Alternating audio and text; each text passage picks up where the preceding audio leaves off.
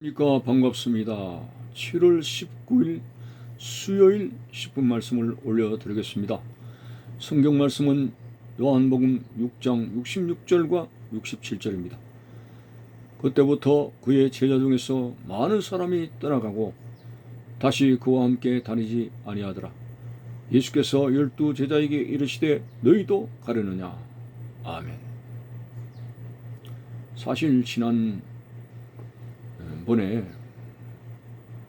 자유의지에 관한 하나님의 섭리에 관한 말씀만 들어도 이해가 잘 안 되고 혼란스러운 부분이 있습니다. 이렇게 영적으로 받아들이지 아니하면은 육적으로 생각하면 하나님 말씀이 매우 혼란스럽게 마련합니다. 오늘 결국 예수님께서 영생의 말씀을 하게 되었을 때 자신의 살과 피에 관해서 말씀하시고, 그리고 하나님께서 그리스도께로 인도하는 그 섭리에 관해서 말씀하시게 되었을 때도 이해를 하지 못한 사람들, 그래서 들은 사람 중에 그 중에 많은 사람이 떠나가더라. 예수님을 떠나가더라. 다시는 그와 함께 다니지 아니하더라. 참 예수님께서 얼마나 서글펐고 안타까웠겠습니까? 무리들에게 인기를 얻으시려고 한다면은 물고기 2마리 떡 5개 5,000명 먹이시고 죽은 자를 살리시고 온갖 육신의 관점에서 초자연적인 기적을 행하시면 무리들이 쌍수를 들고 환영하게 될 것이죠. 그러나 그것이 생명이 아니지 않습니까? 마음의 문을 열도록, 그들이 하나님께 주신 자유의지의 마음의 문을 열도록 병을 고치고 귀신을 쫓아내고 죽은 자를 살리는 것이지, 예수님께서 하신 기적의 목적은 그것이 아닙니다. 그것이 전부가 아니라는 것입니다. 마음의 문을 열게 해서 바로 영생으로 가는 생명의 말씀을 주시기 위한 것입니다.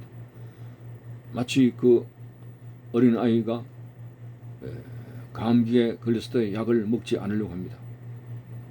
부모가 어쨌든 그 아이에게 약을 먹이려고 노력을 하지 않습니까? 참 예수님께서 생명의 약, 영생의 말씀을 그들에게 먹이려고 했지만은 그들은 굳게 마음의 문을 닫고 반항하는 듯한 심령으로 재미가 없다, 한마디로 재미없다, 기적이나 행하지 그렇게 복잡하고 어려운 말씀을 하느냐. 영생이라고 하는 것을 이 우리들은 육신으로 생각했고, 이 땅에서 천년 만년 살 것으로 그들이 바라는 것이 그거였고, 이 땅에서 잘 먹고 잘 살고 그렇게 하는 것이 목적인데, 예수님께서 하신 말씀은 육신적인 것은 무익하다. 이런 육신의 욕심을 버리고, 아무리 부자로서 가진 것이 많다 할지라도 그것은 가난한 자들에게 나눠주고 내 보물을 하늘에 쌓고, 이런 어떤 육신적인 것을 부정하게 될 때에 이 무리들은 오직 육신에만 관심이 있었고, 그들의 욕심을 채우는 도구로서의 주님을 바라봤기 때문에 주님께서 이 육신을 떠나라고 하는 탐욕의 어떤 부분에 대해서 말씀하시고, 영에 관한 생명에 대해서 말씀하시게 될 때 결국은 하나도 재미없다, 그러면서 그들은 주님을 떠나가게 되고 다시는 예수님과 함께하지 아니했다고 했습니다. 참 오늘도 우리가 기복적인 신앙이라고 하는 것이 그런 것입니다. 예수님을 내 육신의 사업이나 건강이나 내 가족의 우환을 물리치는 그런 죄로 인해서 결국은 죽을 수밖에 없는 그 탐욕이 가득한 육신을 채우려고 하는 그런 관점에서 주님을 따라 다니다가는 가라주다 꼴 하게 되는 것입니다. 예수님은 뭐라고 했습니까? 누구든지 나를 따라오려거든 자기를 부인하라. 자기의 욕망, 자기의 욕심, 자기의 이기심, 탐욕, 이거 100번 채워도 그 육신의 욕망은 밑빠진 독에 물붓기입니다. 채울 수가 없습니다. 결국은 그 욕심이 커져가고 잉태한 적 죄를 낳고 죄가 장성한 적 죽음밖에는 아무것도 없습니다. 그래서 예수님은 진정 우리 인간을 살리는 것은 그러한 인간의 타락한 욕망을 버리고 예수 그리스도를 믿음을 통해서 자신을 부인하고 자기의 그런 타락한 욕망을 버리고 자기의 십자가를 지고 주님을 따라가는, 영생의 길이신 주님을 따라가는, 성령을 따라가는 삶, 이것을 주님께서 가르치셨는데, 진정 우리는 갈라디아서의 말씀대로 썩는 양식을 위해서 일하는 어리석은 자가 되지 말고 성령을 따라서 일하게 되면 영생을 얻는다고 말씀하지 않았습니까? 그래서 오늘 우리의 신앙생활이 육신의 관점에서 따라가는 기복적인 신앙을 버리고 우리가 영원히 에덴 동산이 그 인간 인류가 타락하기 전에, 인류의 시조가 타락하기 전에 영생 얻을 수 있는 그 모습, 영생의 생명으로 돌아가야 된다고 한 것입니다. 이것을 위해서 나사렛 예수께서 베들레헴 말구유에 탄생하셨고 십자가에 죽으셨습니다. 자, 예수님께서 이렇게 대속의 죽음을 죽으시고 십자가에 죽으시고 부활하신 모든 과정 속에서 영생을 얻게 하시는 하나님의 섭리를 우리는 어떻게 이해합니까? 결국 우리의 육신의 진으로는 모든 죄의 권세가 떠나가는 날이 있습니다. 그리고 살과 피를, 예수님의 살과 피를 믿는 모든 자를 다시 살리게 되는데, 그때 마지막 날에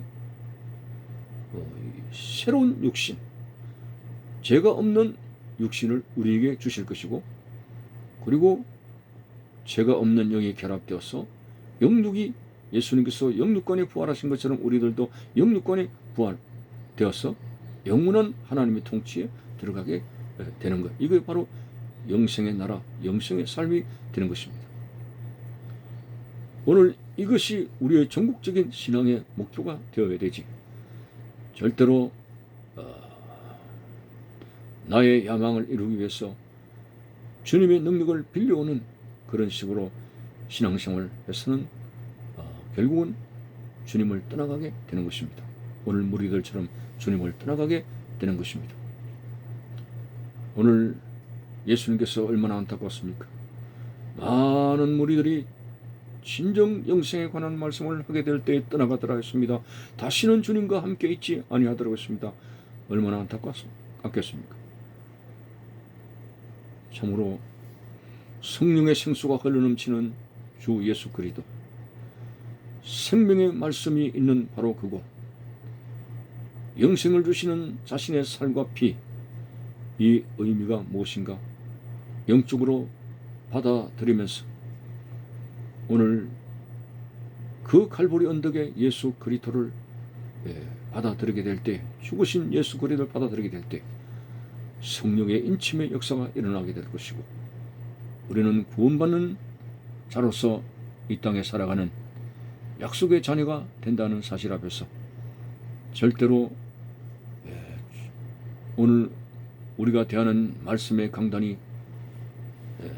영원한 생명이 가는 말씀으로 어려울지라도